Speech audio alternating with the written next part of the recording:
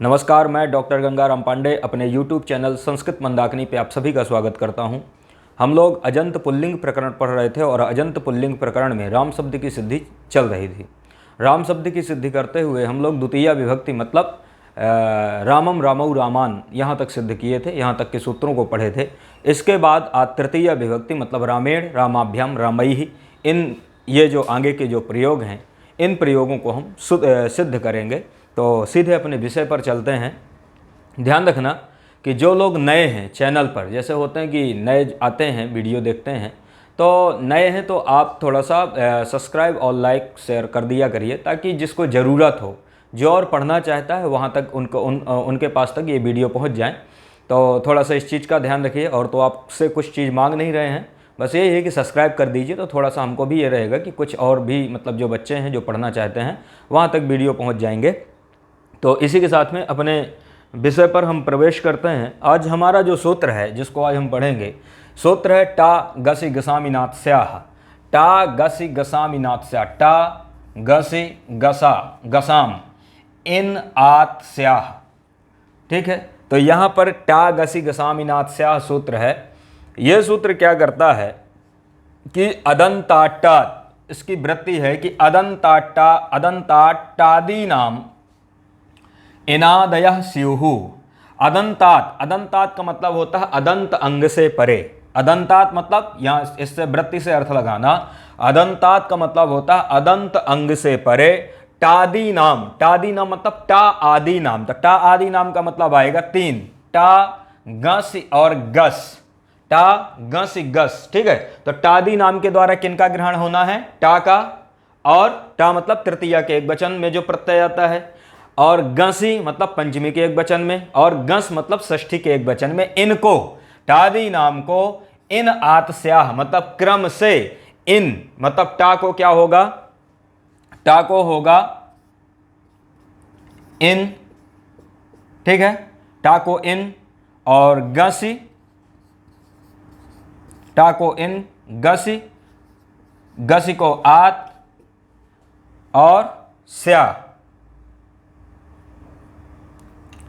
और गस को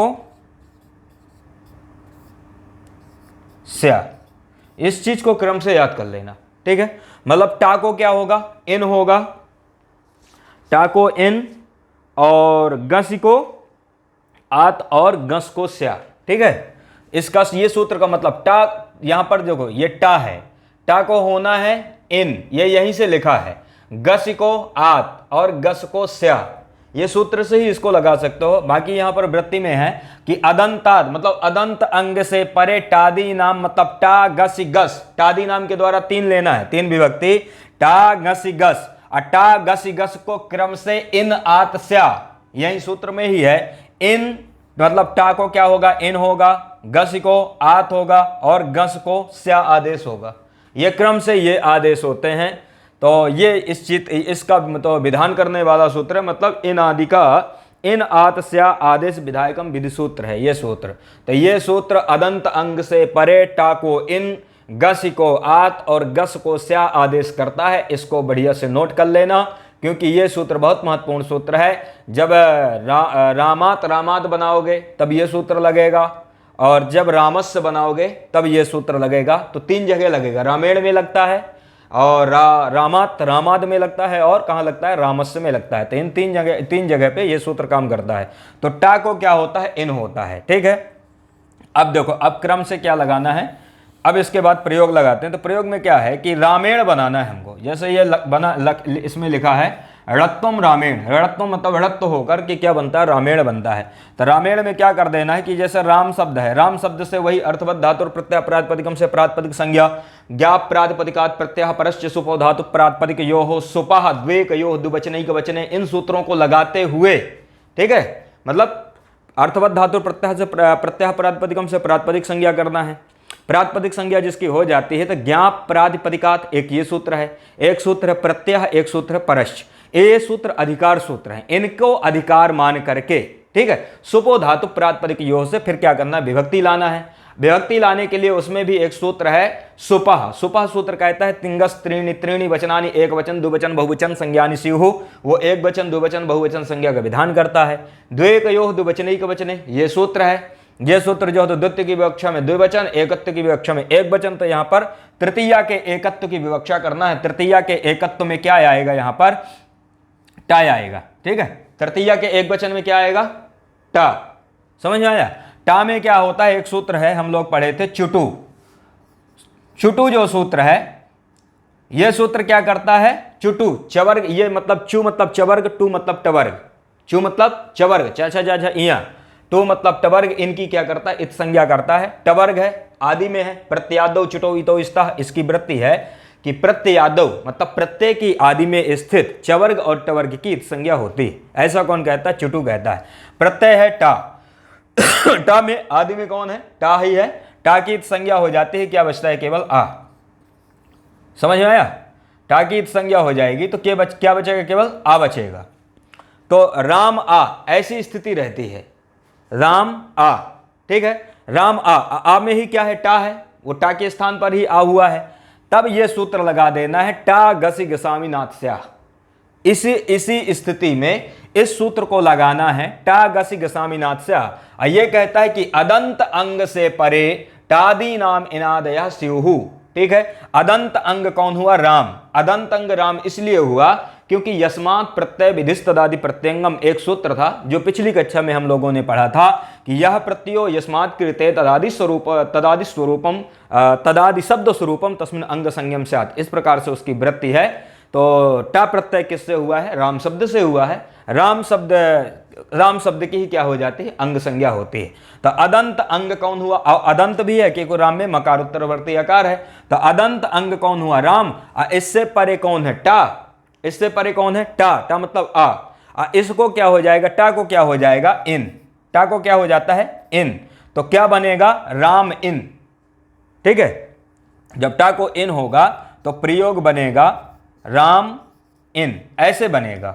राम इन बनने के बाद फिर जो सूत्र है णत्व का विधान करने वाला सूत्र है जिसको हम लोगों ने पढ़ा था, अट कुपवांग नुम्ब व्यवायपी। अट कुपवांग नुम्ब व्यवायपी, इस सूत्र से क्या कर देना है, इनके नकार को ढकार कर देना है।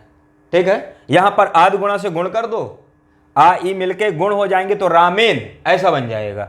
आद गुणा से ये जो सूत्र है, आद गुणा से क्या कर देना है, गुण कर देना है। तो आई मिलके ए गुण हो जाएंगे तो रामेन। और रामेन बनने के बाद अटकुपवांग नुम्बी इस सूत्र से ना को क्या कर दो, ला कर दो, प्रयोग बन जाएगा रामेण। ऐसे ये रामेण सिद्ध होता है। तो ये लग गया, समझ में आया कि रामेण कैसे बनाना है। रामेण बनाने के बाद तृतीया के एक वचन में बनता है रामेण। रामेण के बाद फिर क्या बनाना, रामेण रामाभ्याम।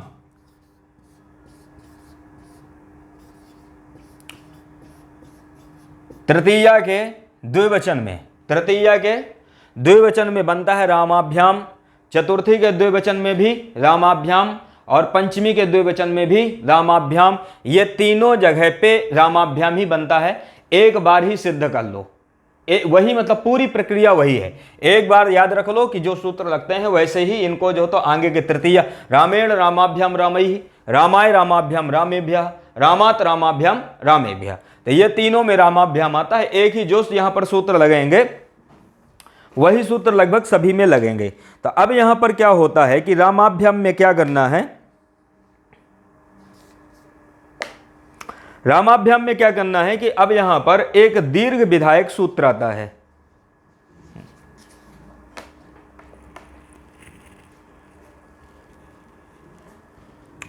यहां पर अब इसके बाद क्रम से इस टागसी के स्वामीनाथ शाह के बाद एक दीर्घ विधायक सूत्र है और सूत्र है सुपिचा।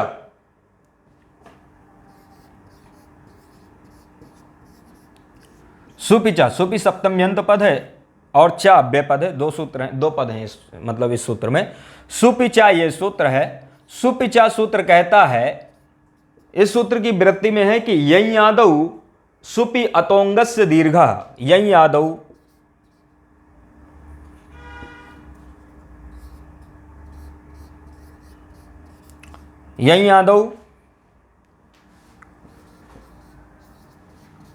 सुपि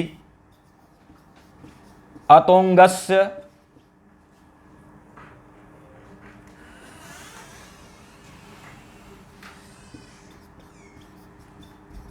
अतोंगस्य दीर्घ, ये इसकी वृत्ति है। किसकी वृत्ति है ये? सुपिचा की वृत्ति है। यही यादव सुपि अतोंगस्य दीर्घ रामाभ्याम, सुपिचा सूत्र है। ये सुपिचा सूत्र रामाभ्याम में लगता है, इसको आप बढ़िया से याद रखना। सुपिचा दो पद हैं, एक सुपि सप्तम्यंत पद है, चाव्य पद है। सुपिचा सूत्र कहता है कि यही यादव सुपि अतोंगस्य दीर्घ, अतोंगस्य, अतोंगस्य मतलब अदंत अंग को, अतो अंगस्य, अतो अंगस्य मतलब अदंत अंग, अत अंत में है ऐसे अदंत अंग को, दीर्घ मतलब दीर्घ होता है, दीर्घ मतलब दीर्घ होता है, तो अदंत अंग को दीर्घ होता है। यं यादव सुपि, यं यादि सुप के परे रहने पर, मतलब यं प्रत्याहार, यं प्रत्याहार वाला वर्ण, यं प्रत्याहार वाला वर्ण आदि में है ऐसे सुप के परे होने पर, यह इसका अर्थ है। तो सुपिचा का अर्थ क्या है कि यं यादव, यं प्रत्याहार वाला वर्ण आदि में हो, पहले हो ऐसे सुपि मतलब सुप के परे रहने पर अदंत अंग को दीर्घ होता है। इस प्रकार से इसका अर्थ है, ऐसा ये कहता है। तो रामाभ्याम में क्या होता है कि एक राम शब्द से क्या कर देना है, राम राम, इस प्रकार से रहता है, क्योंकि ये द्वितीया का बहुवचन में बना रहे हैं, द्वितीया मतलब ये तृतीया विभक्ति के द्विवचन में बना रहे हैं। तो तृतीया विभक्ति के द्विवचन में, तो द्विवचन में क्या होता है, राम राम ऐसे होता है, राम राम अटाभ्याम भिस, तो राम राम भ्याम, ये हो गया। इसको मैं मिटा दे रहा हूं। इसके बाद क्या कर देना, जैसे राम राम भ्याम, टाभ्याम, तृतीया के द्विवचन में भ्याम आता है, प्रत्यय जो आएगा, जो विभक्ति आएगी वो क्या आएगी, भ्याम। तो राम राम भ्याम ऐसे रहता है, क्योंकि दो राम है, दो राम के द्वारा यहां पर क्या करना, स्वरूपाणाम एक शेष एक विभक्तो, इस सूत्र के द्वारा यहां पर एक ही शेष रहता है, समान रूप है, राम राम एक ही शेष रहेगा, मतलब एक राम शेष रहेगा, एक राम का लोप हो जाएगा। यह शिष्यते सा लुप्यमाना विधाई, जो शेष रहता है वो लुप्यमान अर्थ का विधान करता है। भ्याम द्विवचन कहते, इससे पता चलता है कि राम यहाँ पर दो हैं, तो राम भ्याम इस प्रकार से ये यहाँ पर बनेगा। राम भ्याम ऐसा होने के बाद सुपिचा सूत्र आता है। सुपिचा सूत्र कहता है कि अदंत अंग को दीर्घ होता है यही आदि सुप के परे रहने पर। अदंत अंग कौन है, राम में मकार उत्तरवर्ती यकार। अदंत अंग कौन है, राम में मकार उत्तरवर्ती यकार।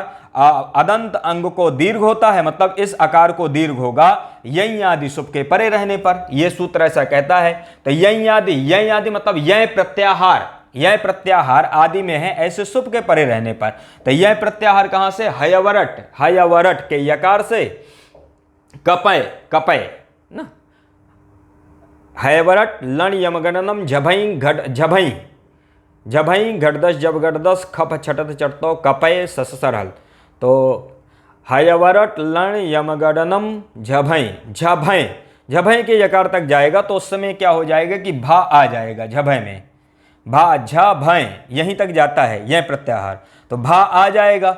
ये सुबंत भी है, सुप मतलब सुप भी है, तो यही आदि सुप परे कौन है, भ्याम का भ्या, भ्याम का भा, यही आदि सुप परे है। अदंत अंग कौन हुआ, राम का मकार उत्तरवर्ती यकार, इसको क्या हो जाएगा, सुपिचा के द्वारा क्या हो जाएगा, दीर्घ हो जाएगा।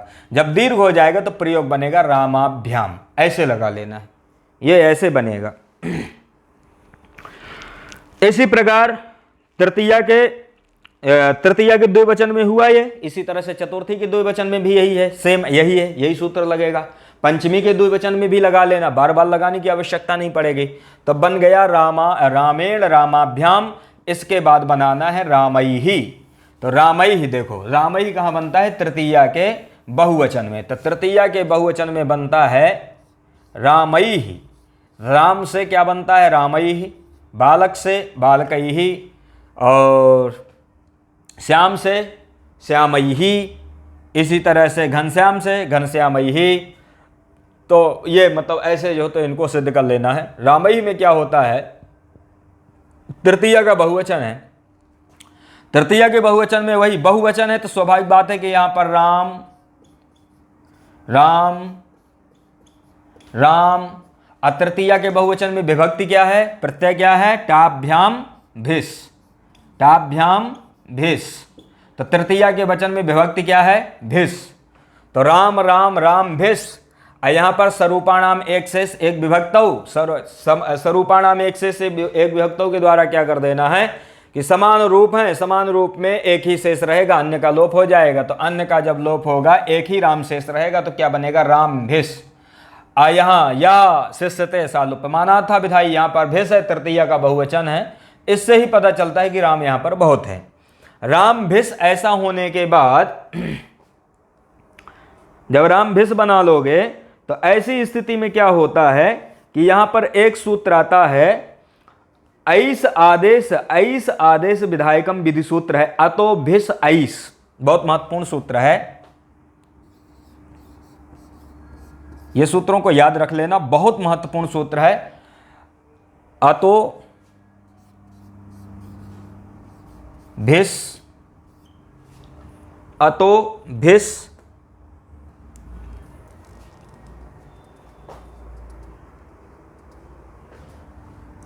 अतोभिस ऐस। मैं क्या कह रहा था कि ये सूत्रों को याद रख लेना, क्योंकि ये सूत्र ना पूरे जितने भी राम शब्द के बाद जितने आप प्रयोग बनाओगे ना, सारे जगह पे ये सूत्र काम करते हैं। इसीलिए राम शब्द में एक एक सूत्रों को स्पेशली दिखाया गया है कि यदि आप राम शब्द को सिद्ध कर लिए, राम शब्द के सूत्रों, राम शब्द में जितने भी सूत्र आते हैं, यदि उनका आप बारीकी से आप उनको लगा लिए हो, उनका अध्ययन कर लिए हो, तो जितने भी प्रयोग आएंगे किसी प्रयोग में कोई दिक्कत नहीं आएगी, क्योंकि फिर इसके बाद बहुत कम ही सूत्र आएंगे, स्पेशली कुछ सूत्र आएंगे। मुख्य सूत्र यहाँ के हैं, राम शब्द में जितने शुरू से लेकर रामा से लेकर रामेशु तक जितने भी सूत्र हैं, इनको पूरी तरह से दिमाग में बैठा लो, और दिमाग में जब बैठा लोगे तो किसी भी प्रकार की कोई दिक्कत नहीं होगी। राम भिस सूत्र है, यहाँ पर राम भिस ऐसा होता है। राम भिस में क्या होता है कि अतो भिस ऐस, अतो भिस ऐस ये सूत्र आता है। इसकी वृत्ति में लिखा है अतो भिस ऐस की कि अनेकालसित सर्वस्व, अनेकालसित सर्वस्व रामई। इसका मतलब यह है कि अनेकालसित सर्वस्व, इसके द्वारा मतलब संपूर्ण भिस के स्थान पर ऐस होगा। अतो भिस ऐस मतलब अदंत अंग से परे, अतो का मतलब होता है अदंत अंग, अदंत अंग से परे भिस मतलब भिस के स्थान पर ऐस आदेश होता है। तो अदंत अंग से परे भिस के स्थान पर क्या होता है, ऐस होता है। अदंत अंग से परे भिस के स्थान पर क्या होता है, ऐस होता है। अतो भिस ऐस, यहां पर अतः पंचम्यंत है, भिसः षष्ठ्यंत है, और ऐस क्या है, ये ऐस प्रथमांत है। तो अदंत अंग से परे मतलब ह्रस्व अकारांत अंग से परे भिस के स्थान पर क्या होता है, ऐस होता है। तो ये संपूर्ण भिस के स्थान पर ये आदेश होगा। ये भिस है, अदंत अंग कौन है, राम में मकारोत्तरवर्ती आकार, उस इससे परे भिस के स्थान पर ऐस ये वाला आदेश होगा। तो भिस के स्थान पर, ये नहीं कि भिस में सकार के स्थान पर ऐस होगा, ऐसा नहीं है, बल्कि अनेकाल सित सर्वस्व इसके द्वारा संपूर्ण भिस के स्थान पर ऐस होगा। तो संपूर्ण भिस के स्थान पर जब ऐस होगा तो क्या बनेगा,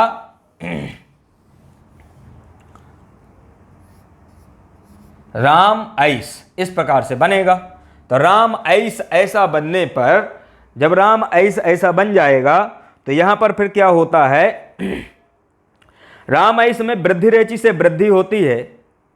यहां पर वृद्धि रेचि से वृद्धि, तो आदेच परे, आत से एच परे है, आदेच वृद्धि रेचि कहता है कि आदेच परे वृद्धि रेखा आदेशात। तो आत से एच परे है, एच में कौन आ जाएगा, आई आ जाएगा, तो वृद्धि हो जाएगी। तो वृद्धि होगी तो आई मिलके आई वृद्धि होगी। तो यहां पर बनेगा रामैस,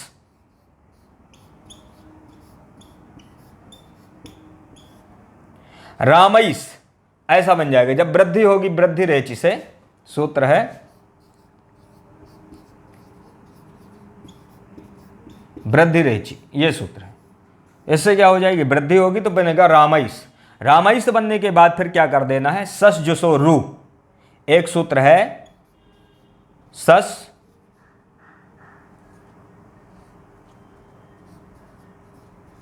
जुसो रू। सस जुसो रू से क्या कर देना है, पदांतस्य सस सजुस शब्दस्य चारू से, पदांत सकार है, इसको क्या हो जाएगा, रू हो जाएगा।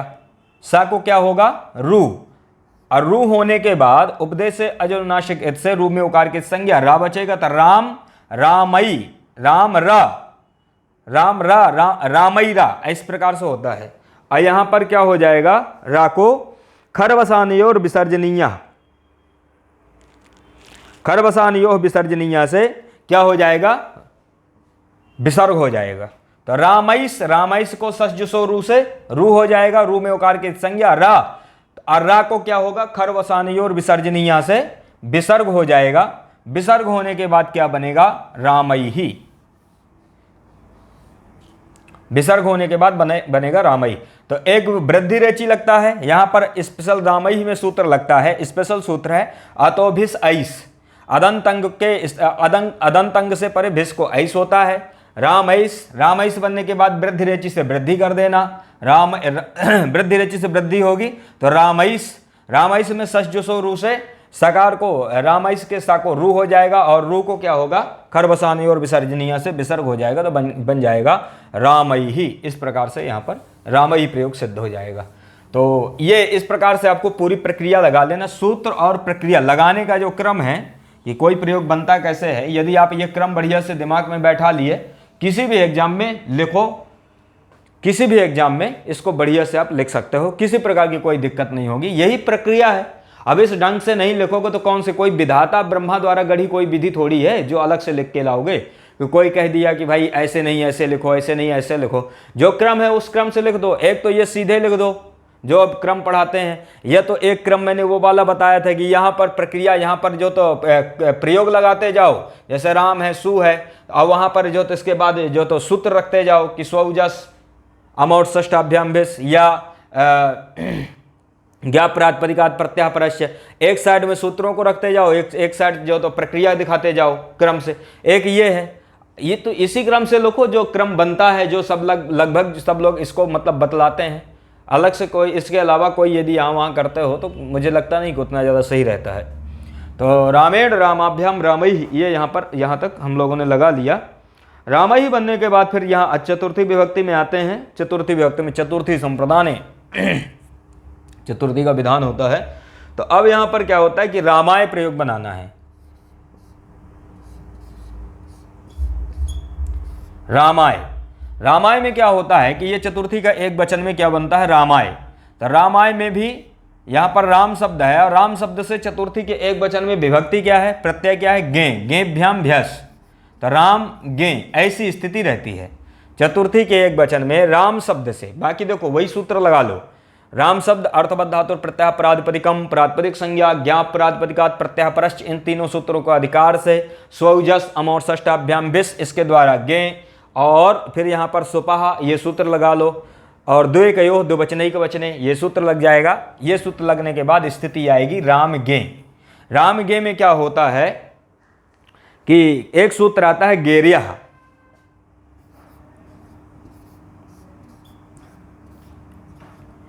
गेरिया, गेरिया सूत्र है। ये सूत्र है छोटा सा लेकिन बहुत अच्छा सूत्र है, बहुत जो तो इसके मतलब गजब का ये काम करता है। और काम क्या करता है कि गेरिया कहते हैं कि अतोंगात परस्य गेरिया देशा गेरिया देशा से अतोंगात परस्य, अतोंगात परस्य मतलब अदंत अंग से परे, अतोंगात परस्य इसकी वृत्ति में है कि अतो अंगात परस्य। इसको लिख ही देता हूं, अतो अंगात परस्य, अतो अंगात परस्य गेर्यादेशः।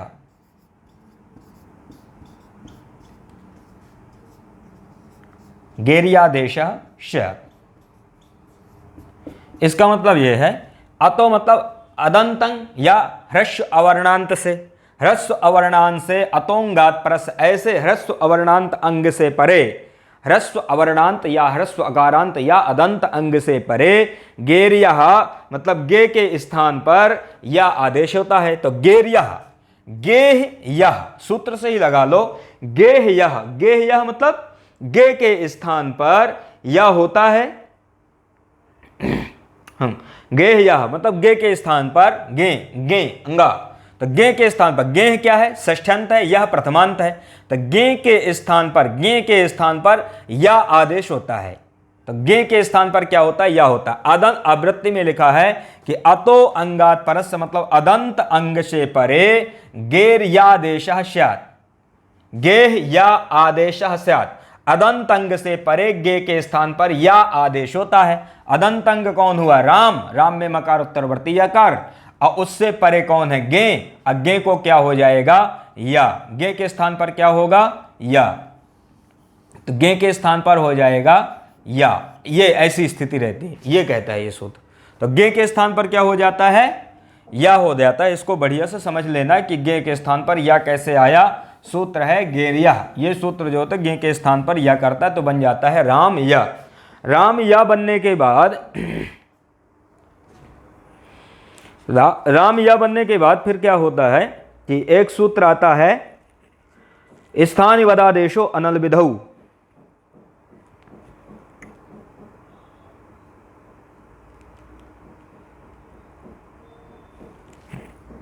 तो यहां पर क्या होता है, जैसे गे रहता है, गे में भी क्या कर लेना है, जैसे ये गे है ना, ये गे, जब गे के स्थान पर या होता है, राम गे ऐसा रहता है, गे में क्या कर लेना है कि लसक को तद्धिते इस सूत्र के द्वारा इस संज्ञा कर दो, ए बचेगा, ए के स्थान पर ही या कर दो, चाहे गे के कर दो, लेकिन अनुबंध लोप करना थोड़ा सा आवश्यक होता है। फिर राम या बनने के बाद एक सूत्र है स्थानि वदादेशो अनल विधौ। स्थानि वदादेशो ऐसा बनने के बाद फिर एक सूत्र है स्थानि वदा देशो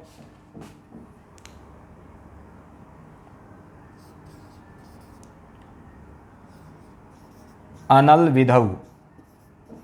स्थानि वदादेशो अनल विधौ, स्थानि वदादेशो अनल विधौ, ये सूत्र है। स्थानि वदादेशो अनल विधौ सूत्र है, बहुत महत्वपूर्ण सूत्र है, और ये अतिदेश प्रकरण का सूत्र है। अतिदेश प्रकरण में क्या होता है कि जो जैसा नहीं है उसको वैसा बना देना। समझ में आया कि जो जैसा नहीं है उसको वैसा बना देना। स्थानिवत आदेशो अनल विधौ। स्थानिवत आदेशो, आदेशः स्थानिवत स्यात्, आदेशः स्थानिवत स्यात् अनल विधौ न तो अल विधौ। इसकी वृत्ति में है आदेशा का मतलब होता है आदेश, आदेशा मतलब आदेश। आदेश कैसे होते हैं तो कहते हैं स्थानिवत होते हैं। ये जो सूत्र है ये आदेश को स्थानिवत मतलब स्थानी के समान, वत मतलब समान, तो आदेश स्थानी के समान होता है, ना तो अनल विधौ, किंतु अल विधि को मान करके यह काम नहीं होता। अल विधि को, अलाश्रय को मान करके ऐसा आदेश नहीं होता। यह सूत्र मैंने बताया कि अतिदेश प्रकरण का सूत्र है। यह सूत्र ऐसा सूत्र है जो जैसा नहीं है उसको वैसा बना देना। जैसे गे है, गे के स्थान पर हमने गेरिया इस सूत्र के द्वारा गे के स्थान पर क्या किए थे, या आदेश किए, जो यहां पर है। अब गे के स्थान पर या आदेश किए, तो अब यहां पर क्या होता है कि हमको सुपिचा इस सूत्र के द्वारा हमको यहां पर क्या करना है कि रामाय में यहां पर दीर्घ करना है। रामाय में क्या करना है, अदंत अंग को दीर्घ करना है।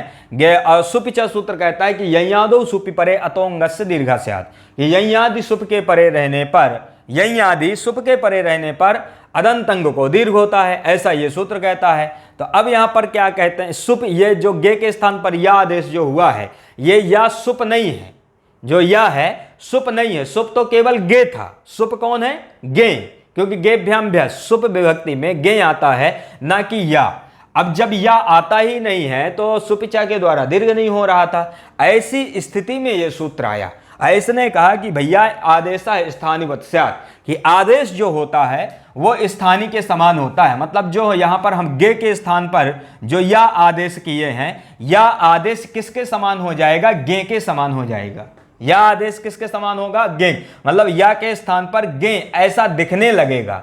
जब ऐसा गे दिखने लगेगा मतलब या आदेश स्थानी के समान जब दिखने लगेगा, तो ऐसा ये कौन कहता है, स्थानिवत आदेशो अनल विधौ, कि आदेश स्थानिवत स्यात् ना तो स्थानि अलाश्रय विधौ इति स्थानिवत्वात् सुपिच इति दीर्घः। इसकी वृत्ति में लिखा है।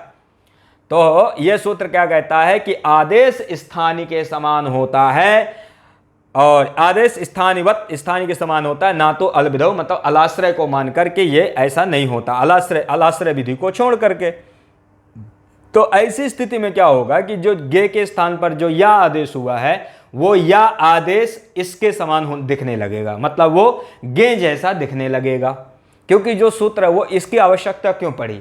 इसकी आवश्यकता इसलिए पड़ी कि सुपिचा से यहाँ पर ऐसी स्थिति में दीर्घ करना है। सुपिचा कहता है कि यज्ञादि सुप के परे रहने पर दीर्घ होता है। अब ये सुप नहीं है क्योंकि ये तो केवल या आदेश है, सुप तो केवल गे था। अब यहाँ पर उस सूत्र के द्वारा दीर्घ नहीं हो पा रहा था। तब हम क्या किए कि या को ये सूत्र लाए, स्थानीय वदादेशो अनल विधौ। इस सूत्र ने कहा कि जो आदेश है वो स्थानीय जैसा दिखेगा। ऐसी स्थिति में या गे के समान दिखने लगता है। जैसे कि गुरु के स्थान पर गया हुआ शिष्य भी गुरुनिष्ठ व्यापार को प्राप्त करता है। जैसे मान लो कि कोई गुरु है, अब गुरु किसी कारणवश अपने शिष्य के यहाँ पर नहीं जा पाए, तो गुरु ने क्या किया कि उनका जो उत्तराधिकारी है, उनका जो शिष्य है, उन शिष्य को अपने स्थान पर भेज दिए कि भाई हम नहीं जा पा रहे हैं, तुम चले जाओ।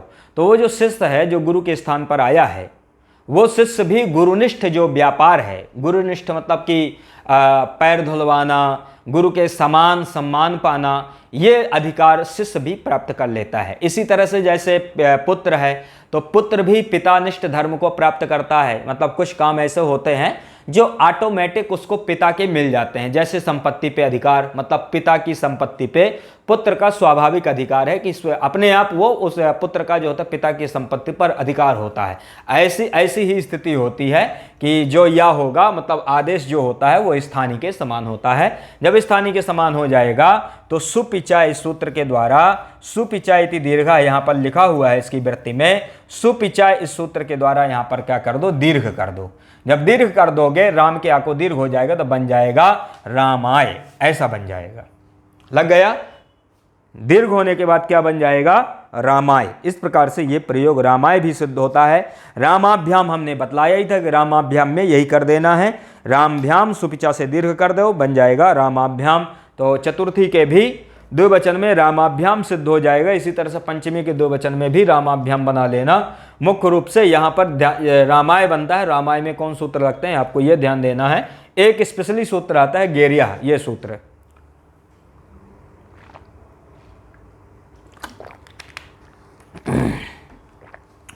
गेरिया बनने के, रामाय बनने के बाद फिर क्या करना है कि रामाय रामाभ्याम रामेभ्यः। अब जो है चतुर्थी के बहुवचन में प्रयोग बनेगा रामेभ्यः, रामाय रामाभ्याम रामेभ्यः, ऐसा बनता है।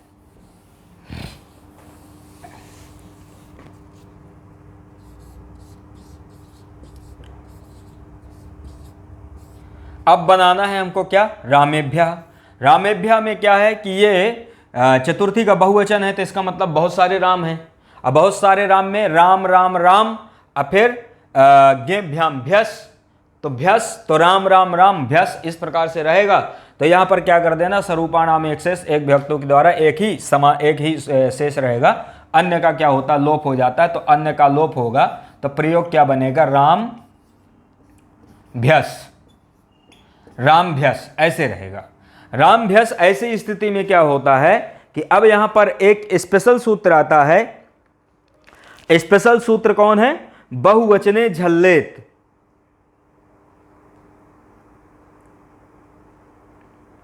स्पेशल सूत्र कौन है यहां पर, बहुवचने झल्लेत।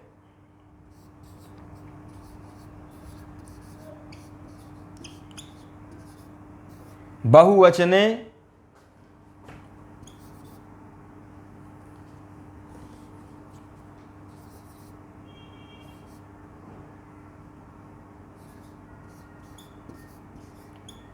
बहुवचने झल्लेत।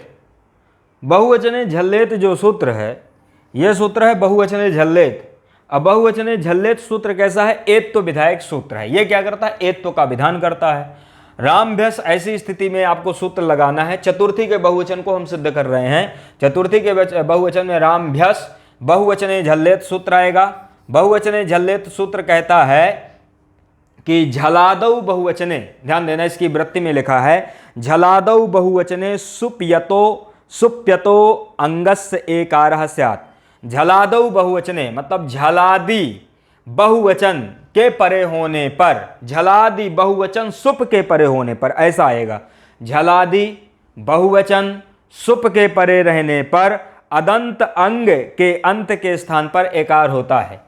बहुवचने झल्लेत सूत्र कहता, बहुवचने झल्लेत, बहुवचने झल्लेत कहता है कि झलादि, झल्लेत का मतलब होता है झलादि, झल एत, झल एत ऐसा आएगा। बहुवचने झल एत, तो झली मतलब झलादि, बहुवचने मतलब ऐसे बहुवचन के, और क्या हो सुपी मतलब सुबंत हो। तो झलादि हो, तीन चीजें हैं, झलादि हो मतलब झल प्रत्याहार, झल प्रत्याहार वाला वर्ण आदि में हो, ऐसा बहुवचन हो और वो सुप हो, इनके परे होने पर अदंत अंग को एकार होता है। झल एत, एत मतलब एकार होता है।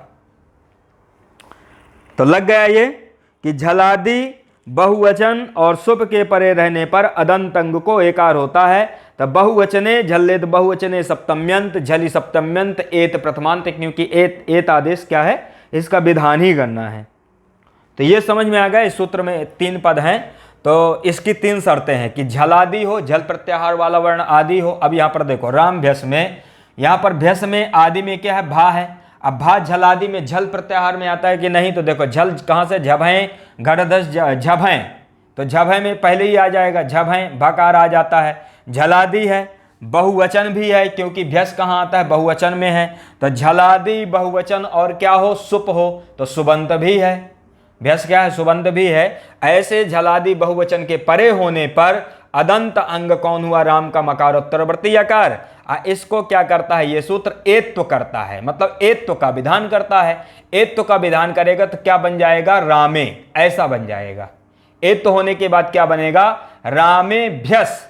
रामे भ्यस में क्या कर दो कि भ्यस में जो सकार है, इस सकार को सस जुसो रू से क्या कर दो, रू। और रू होने के बाद उकार की संज्ञा उपदेश अजनुनासिक इत से, और इसके बाद क्या कर दो, खर वसान योर विसर्जनीय से विसर्ग, प्रयोग बन जाएगा रामेभ्य।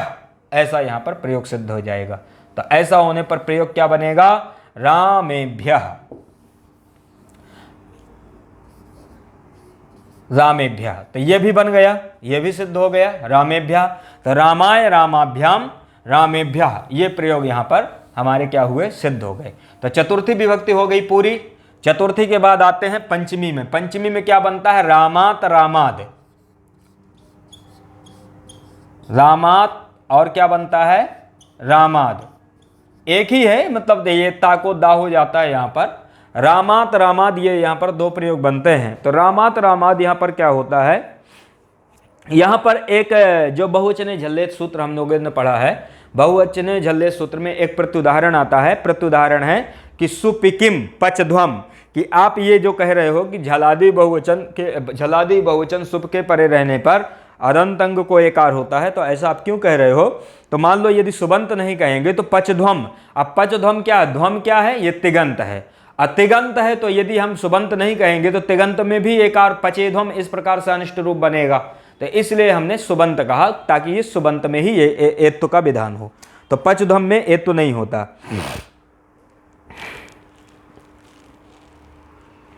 अब यहां पर क्या होता है कि अब रामात रामाद ये 2 प्रयोग बनाने हैं। तो यहां पर अपादाने पंचमी से पंचमी का विधान होता है, क्योंकि पंचमी में ये प्रयोग बनाते हैं। तो यहां पर क्या कर देना है कि जैसे यहां पर रामात रामाद 2 प्रयोग बनते हैं, तो रामात रामाद में क्या करना है कि यहां पर राम शब्द है, और राम शब्द पंचमी के एक वचन में ये बना रहे हैं। तो राम शब्द से पंचमी के एक वचन में विभक्ति क्या है, गसी। पंचमी के एक वचन में क्या है, गसी।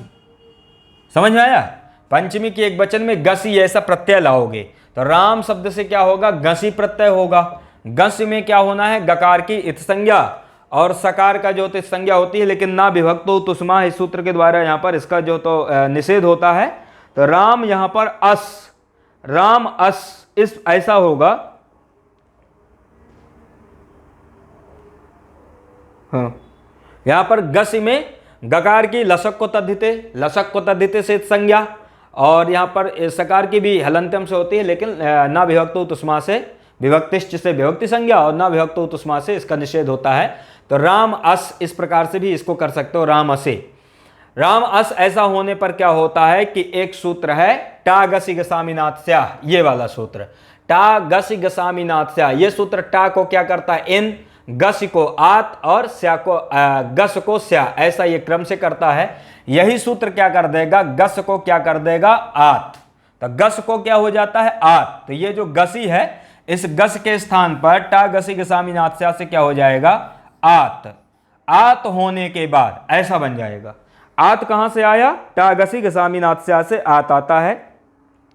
राम आत, राम आत में क्या होता है कि यहां पर राम आत, तो यहां पर अक सवर्णी दीर्घ सूत्र है, अक से सवर्णी अच परे है, दीर्घ हो जाएगा। तो अक कौन, यहां पर अच से सवर्णी जो, तो ये राम में मकार उत्तरवर्ती अकार, इससे सवर्णी अच परे है, अक सवर्ण अक से सवर्णी अच परे है, तो यहां पर क्या हो जाएगा दीर्घ हो जाएगा। दोनों के बीच में जब दीर्घ होगा तो प्रयोग क्या बनेगा रामात, ऐसा प्रयोग बनेगा रामात। एक ये प्रयोग बन जाता है, क्या बन जाता है रामात। यहां पर सीधे आकाश सवर्णी दीर्घ से दीर्घ कर दो और टा गसी के सामीनाथ स्या से गस को क्या कर देना आत कर देना है। दीर्घ होने के बाद यहां पर क्या कर देना है, एक सूत्र है झलाम जसो अंते, झलाम जसो अंते जो सूत्र है, झलाम जसो अंते सूत्र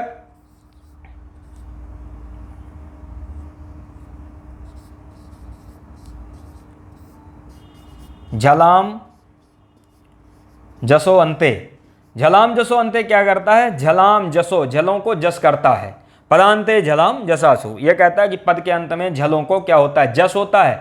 झल में कौन है ता है, ता को जस में क्या होगा, इसका स्थानीय कौन मिलेगा, जस में आता है जब गडा दा, जब गडा दा, स्थानीय क्या मिले ता था दाधा ना, तो ता था ता को स्थानीय क्या मिलेगा दा, तो ता को क्या हो जाएगा झलाम जसो अंते से क्या हो जाएगा ता को हो जाएगा दा, ता को हो जाएगा दा, ता को दा होगा तो एक रूप बन जाएगा रामाद।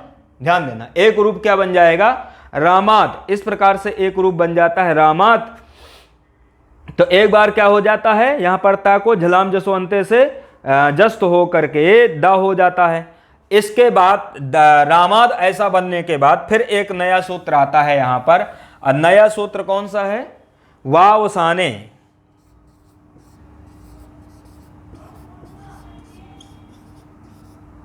वावसाने, वा अवसाने, वा अवसाने, वावसाने कहता है, वा अवसाने ये सूत्र है, अवसाने वा अवसाने कहता है कि अवसाने झलाम चरो वा मतलब विकल्प से, अवसाने मतलब अवसान में, वा मतलब विकल्प से, अवसाने मतलब अवसान में। तो हम एक सूत्र पढ़े थे विरामो वसानम, विरामो वसानम क्या कहता है कि वर्णा नाम अभावो अवसान संज्ञा से, तो वर्णों का जहां पर अभाव होता है उसकी अवसान संज्ञा होती, तो रामाद के बाद कोई वर्ण नहीं है, इसका मतलब ये क्या है अवसान है, इसकी अवसान संज्ञा है। अवसान संज्ञा होने पर वह अवसाने सूत्र आया, इसने कहा कि अवसाने झलाम चरोवासिव, मतलब अवसान में जहां पर अवसान होता है वहां पर झलों को चर होता है, झलों को क्या होगा झल प्रत्याहार के वर्ण को क्या होगा चर होगा।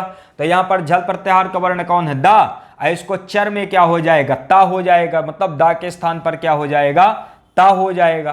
तो दा के स्थान पर जब ता होगा तो बन जाएगा रामात, इसलिए यहां पर दो प्रयोग बनते हैं, एक बनता है रामात, एक बनता है रामात। ये इस चीज को नोट कर लेना, सूत्र है वा अवसाने, तो प्रयोग बन जाता है रामात रामाद, रामात रामात रामेभ्या रमत, रामाभ्याम रामेभ्या। इसी पर तो पंचमी के एक वचन में क्या बनता है, दो प्रयोग बनते हैं रामात रामात। पंचमी के दो वचन में क्या बनेगा रामात रामात रामाभ्याम रामेभ्या। रामाभ्याम में मैंने बताया ही था कि राम शब्द से भ्याम सुपिचा से दीर्घ कर देना, रामाभ्याम बन जाएगा। रामेभ्याम में राम शब्द से भ्यस आ जाएगा, क्योंकि पंचमी के बहुवचन में भी क्या आता है गस भ्याम भ्यस, तो राम शब्द से भ्यस कर लेना, राम राम राम भ्यस। और स्वरूपाणाम एक शेष एक विभक्तौ से यहाँ पर एक ही शेष रहेगा, यह शिष्यते सा लुप्यमानार्था विधाई, इसको मान करके जो शेष रहेगा वही लुप्यमानार्थ का बोध कराएगा। तो राम भ्यस होगा, राम भ्यस में क्या कर देना कि बहुवचने झल्लेत जो सूत्र है वो झलादि बहुवचन और सुप के परे रहने पर अदंत अंग को एकार करता है। तो राम रामे भ्यस असकार को सज्ज सो रूप से रूप, खरवसानी और विसर्जनीय से विसर्ग। तो रामेभ्य रामेभ्य ये प्रयोग यहां पर बन जाते हैं। मतलब चतुर्थी के बहुवचन में रामेभ्य और पंचमी के बहुवचन में भी क्या बन जाएगा, रामेभ्य। तो रामात रामाद रामाभ्याम रामेभ्य, ये यहां पर पंचमी विभक्ति यहां पर हो गई पूरी। तो अब आज के विषय को यहीं पर समाप्त करते हैं, फिर इसके बाद मिलते हैं अगली कक्षा में। नमस्कार।